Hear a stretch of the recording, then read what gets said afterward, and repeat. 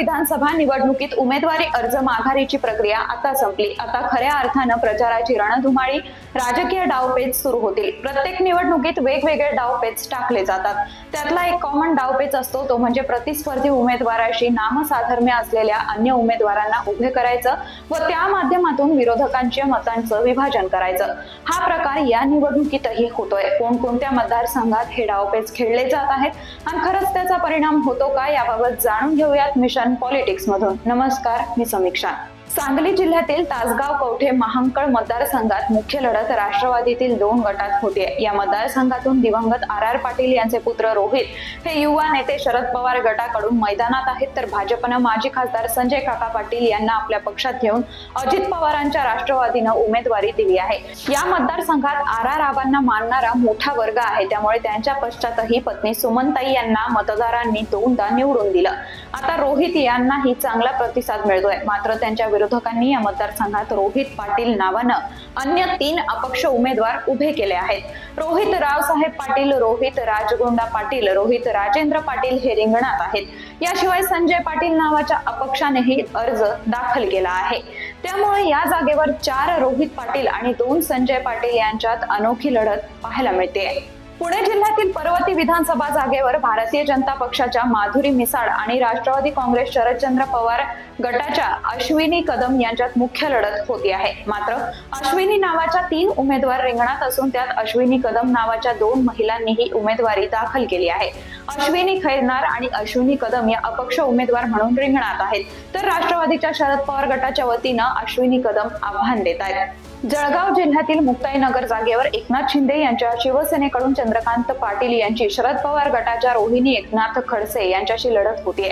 याशिवाय 2 महिला उमेदवार अपक्ष म्हणून निवडणूक लढवत आहेत। रोहिणी पंडित खडसे आणि रोहिणी गोकुळ खडसे अशी त्यांची नावं आहेत। या 2 महिला स्थानिकही नाहीत, एक वाशिम जिल्ह्यातील तर दुसरी महिला अकोल्याची आहे। चंद्रकांत पाटील नावाचे 2 अपक्ष उमेदवारही इथून नशीब आजमावत आहेत। शिवसेनेकडून चंद्रकांत निंबा पाटील यांच्याशिवाय अन्य 2 चंद्रकांत पाटील अपक्ष म्हणून निवडणूक लढवत आहेत। सांगलीच्या इस्लामपूर मतदारसंघात राष्ट्रवादी शरद पवार गटाचे जयंत राजाराम पाटील आणि अजित पवार गटाचे निशिकांत पाटील यांच्यात लढत होतीये। विशेष म्हणजे इथले 2 अपक्ष उमेदवारांचे नाव जयंत पाटीलच आहे। त्यापैकी एक जयंत राजाराम पाटील आणि दुसऱ्याचं नाव जयंत रामचंद्र पाटील असं आहे, तर निशिकांत पाटील या समान नावानं 2 उमेदवार अपक्ष म्हणून निवडणूक लढवत आहेत। पुणे जिल्ह्यातील इंदापूर विधानसभेसाठी समान नावं असलेले अनेक उमेदवार रिंगणात आहेत। शरद पवार यांच्या राष्ट्रवादीकडून हर्षवर्धन पाटील तर अजित पवार गटाकडून दत्तात्रय भरणे आहेत। इथं हर्षवर्धन पाटील नावाच्या दोघांनी तर दत्तात्रय भरणे नावाच्या एका व्यक्तीनं अपक्ष अर्ज दाखल केले आहेत। अशा प्रकारे इंदापूर जागेसाठी हर्षवर्धन पाटील यांच्या नावानं 3 आणि दत्तात्रय भरणे यांच्या नावानं 2 जण रिंगणात आहेत। रत्नागिरी जिल्ह्यातील दापोली विधानसभा जागेवर एकूण 6 कदम, 3 योगेश कदम आणि 3 संजय कदम यांच्यात लढत होतीये। शिवसेनेकडून योगेश कदम आणि संजय कदम हे उद्धव ठाकरे गटाकडून निवडणूक लढवत आहेत। याशिवाय योगेश कदम आणि संजय कदम हे 2 अपक्ष उमेदवार म्हणून राजकीय पक्षांचं समीकरण बिघडवण्याचा प्रयत्न करतायत। सातारा जिल्ह्यातील कोरेगाव विधानसभेच्या जागेवर नामावंतांमध्ये लढत होतीये। शिवसेनेचे महेश शिंदे आणि राष्ट्रवादीचे शशिकांत शिंदे यांच्यात चुरशीची लढत आहे। या जागेवर शशिकांत शिंदे या 3 वेगवेगळ्या उमेदवारांनी अपक्ष अर्ज दाखल करून लढत रंजक बनवली आहे। शशिकांत शिंदे यांच्या नावानं अपक्ष उमेदवारांना अर्ज दाखल केला आहे। कोरेगाव मतदारसंघातून एकूण 4 महेश शिंदे आणि 2 शशिकांत शिंदे रिंगणात आहेत। महेश या नावाबाबत इथं बराच गोंधळ आहे। महेश माधव शिंदे, महेश संभाजीराजे शिंदे, महेश संभाजी शिंदे आणि महेश सखाराम शिंदे यांच्यासह महेश माधव कांबळे हेही आव्हान देणार आहेत। अहमदनगर जिल्ह्यातील कर्जत जामखेड जागेवर जोरदार लढत आहे। भाजपनं माजी मंत्री राम शिंदे यांना इथं उमेदवारी दिली आहे, तर राष्ट्रवादी शरद पवार गटाकडून रोहित पवार रिंगणात आहेत। रोहित हे प्रभावशाली शरद पवार कुटुंबातील आहेत। या ठिकाणी राम शिंदे आणि रोहित पवार नावानं 2 अपक्ष म्हणून रिंगणात आहेत।